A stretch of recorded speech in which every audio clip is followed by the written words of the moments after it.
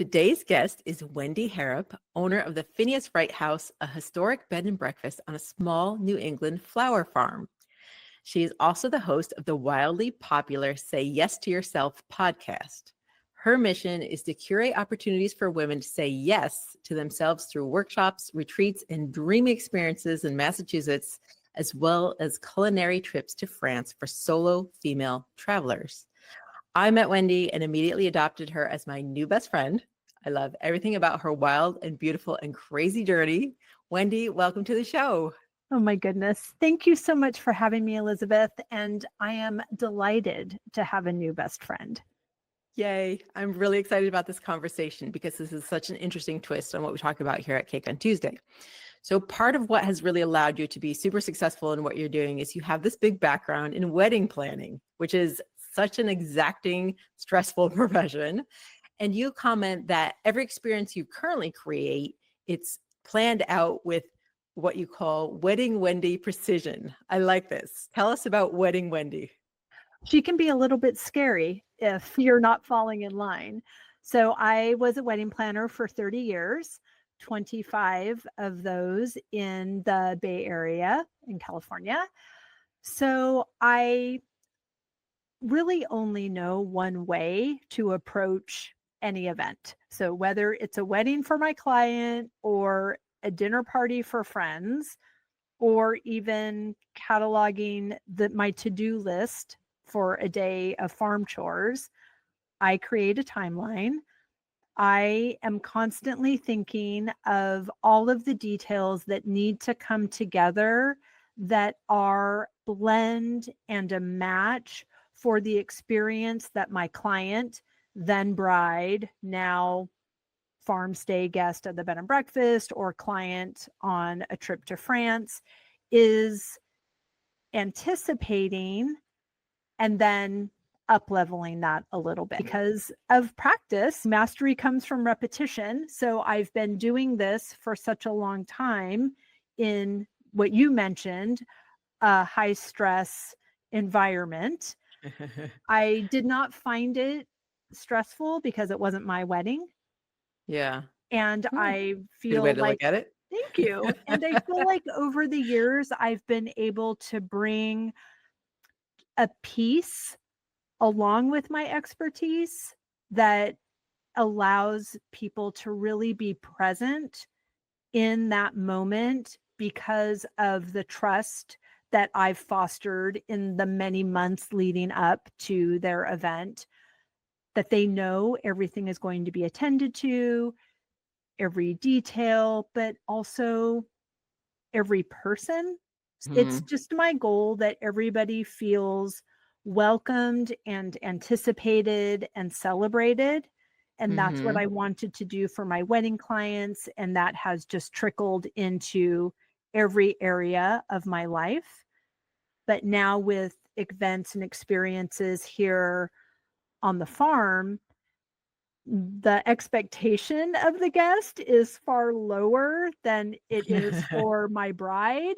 So they're getting my same level of service, that Wedding Wendy precision, but for them, it's just a Tuesday and they're having the best French toast they've ever put in their mouth. Hopefully some cake on Tuesday. That's right. That's right. Yes. So it's just fun when you find out that although you're doing something new, retiring from weddings and now running this property, that although the environment might be new, I'm not new. And all of those skills came with me and are making the experiences that people have here different than what they might have somewhere else.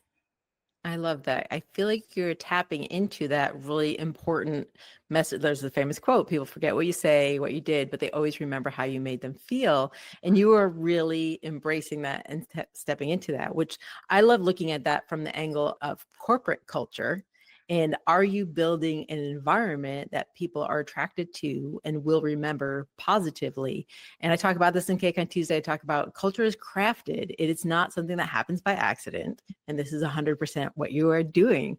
So you talk about that you are a curator or a creator of magic. So when you're creating these magical experiences, there is no detail too small, but how do you go about that? Oh, that's such a good question. It's hard to quantify that because I feel like I breathe in and out, and this is my heartbeat. So over the years, I've curated quite a collection of props.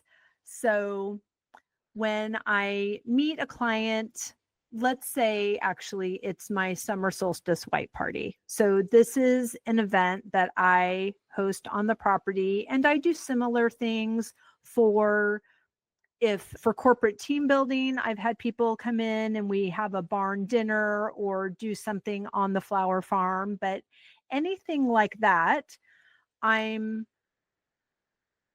giving myself enough space and margin to do what I know needs to be done.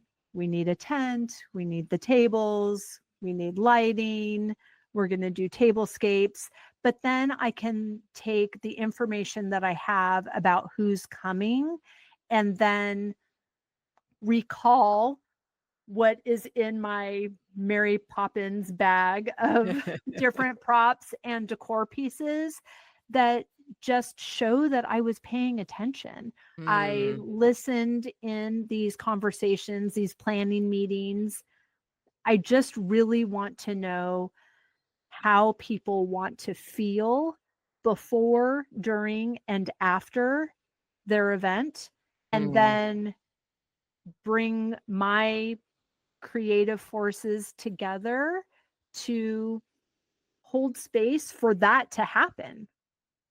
Yeah, I think about how many times I've been to a corporate meeting or offsite, and there wasn't a thought or planning put into the before and after experiences. Okay, you just showed up. Here we are, jump right in day one. And sometimes not counting for the fact of somebody's flight was delayed. Somebody else was like dealing with a different project and just getting reamed out by their boss before they got there. Like all those factor into because we're people and we don't check our humanity at the door when we set foot on a new event. So making sure that you are crafting that event from before and after to encompass the whole thing, that's something I think we could learn a lot from in the corporate space. We like to celebrate innovators and disruptors here at Cake on Tuesday. And you have this whole other piece of what you do focus on solo travel for women, specifically in France. Talk to us about how that started. What was the impetus behind all of that? Oh my gosh. Everything is so fun that I'm doing. I'm as delighted as somebody hearing about it for the first time because it feels amazing to have a good idea and then act on it and then invite other people in, and then it all just grows from there. So a dear friend that I used to work with he's a formally trained chef, and he retired and relocated to France a few years ago. And on one of his house hunting trips, I went with him. And as we were there, and I was so captivated with the countryside, and we're looking at these places, and I declared to him, the kitchen needs to have these elements because I will be bringing groups of women to cook with you.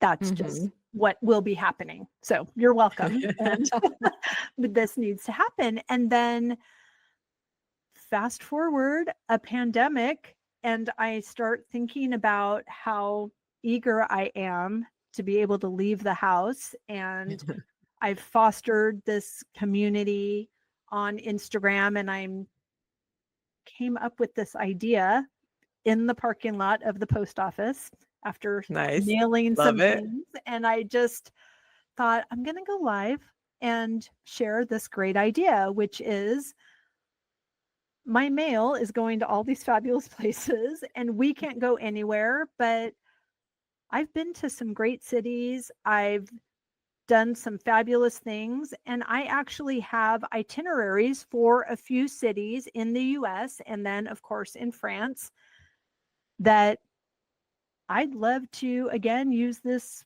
wedding Wendy precision to put these trips together. They are all about pulling different collaborators, just like I would do for vendors for a wedding, and Mm-hmm. creating a beautiful experience for my clients. So that's where the trips began. And Mm-hmm. all of these people wanted more information, especially because we were all dreaming of going somewhere.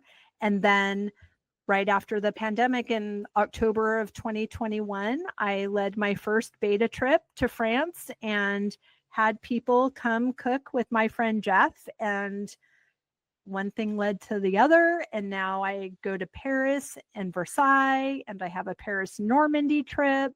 And we go to Woodstock, Vermont, and Sonoma and Carmel by the Sea. So all of these really fun places that are just generated by the thing I'm doing is giving me an idea for the next thing to do. That's so awesome. You're taking the cake on Tuesday to every day. I I love the am. fact that you're doing something that you're absolutely celebrating everything in the journey. So Yeah. this is a second career for you. This is something I'm sure there's a lot of carryover, it sounds like, from your first career that's made you be hugely successful in your second career. But I'm sure your definition of success has changed too over time. As we all get older and wiser, hopefully we reflect and things look differently. How do you define success for your business now? And how has that changed from maybe when you first started out? That's such a great question. I think when I first started, success looked like a happy bride Hmm. and her parents, and how many people on the way out told me that was a great wedding. Hmm. It's interesting because as I reflect on that, it was so much outside validation that was coming in. And Yeah. now that I'm older and wiser, I really feel that when an idea that I have lights me up, my heart is saying, yes, that energy feels so good and that it's magnetic. So the people that that sounds great to are Mm. also in. And that is what feels like success when I feel aligned and excited about something, and another person is completely in and is so delighted that they didn't have to think about it or plan any of it, and that they can just be enveloped into this thing that I've already created. It feels like a double win for me. So I Yeah. guess the success is now from inside. Yeah. That's a good transition. It's a good way to be direction to be moving in.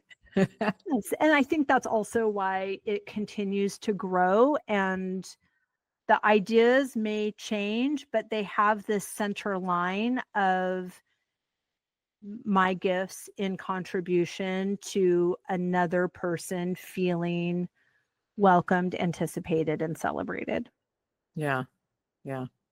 So the title of your podcast and your event, Say Yes to Yourself, gives a pretty good indication of what we're talking about.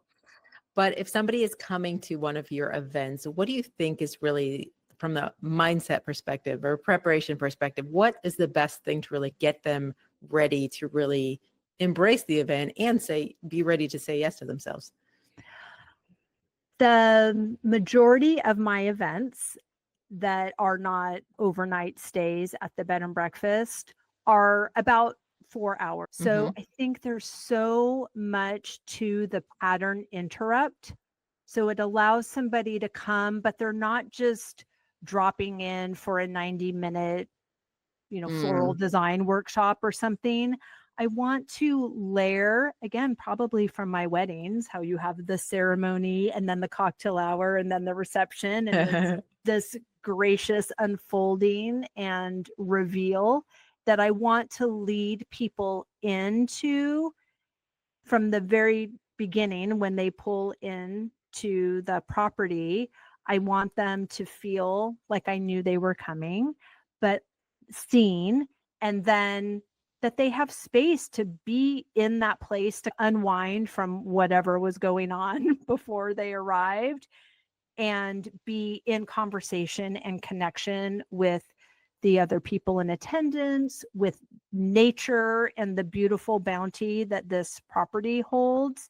And then to also be here long enough that they feel refreshed and they can go back into all the other responsibilities of their days. When you had that really good idea in the parking lot at the post office, or when you were transitioning your podcast into what it is now, I'm sure you've gotten advice along the way, probably some good and some not so good. Is there anything that stands out in mind, either really great advice or really terrible advice you had to disregard? Also, a very good question.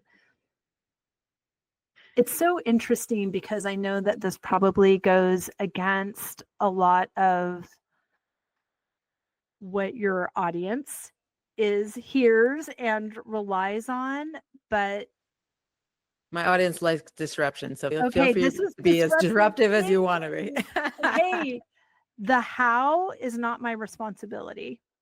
So I feel like when I get this idea, I could talk myself out of it really fast if I tried to figure out, how am I going to make XYZ work? So I just write down the idea, and I might have a separate list of yeah, buts so I can acknowledge there's reason and logic and what Sure. makes sense and all of those things. But I need to hold positive space for myself to be more in the mindset of what if it works instead of what if it doesn't? Because that doesn't even feel good to feel about or to think about. So I think just being more available for solutions than what problems might arise. Yeah. The art of the possible. I love that. The I art of love the it possible is a too. great place to be. Absolutely Yes. great place to be. If you were able to go back in time and give your younger self a piece of advice heading into this journey of what you're doing now, what's something you would tell yourself? The person you're waiting to get permission from is you. I think that speaks to a lot of people in a lot of stages of life about a lot of things. Very good. What's next for you, Wendy? What are you excited about most for the business, for yourself? What's on the horizon? Okay, so I have this beautiful property that was built in 1785, and there is a gorgeous, at least 200-year-old barn, and it's in need of some loving. And I have a restoration company coming next week to help develop a plan for the next iteration of her life. And I'm really excited about that. I'm excited about having space that is beautiful and functional and available in the community for relatively small events, but larger than I can hold in the house. So, like for events up to 45 or 50 people, and a multi-purpose space, but still have the cool, rustic gorgeousness of that building. So that's what I'm excited about next. A lot more space for saying yes in there. That's right. Awesome. So Wendy, if people want to learn more about you, the Phineas Wright House, what you're doing, where can they find you? Where can they learn more? On LinkedIn, I can be found at Wendy Harrop, at Instagram, and the website is phineaswrighthouse.com. Always a pleasure. Every time I talk to you, I just want to hop on a plane and go do some cooking in France. It's great to see you, Wendy. Thanks so much for joining us. You too. Thanks for having me, Elizabeth.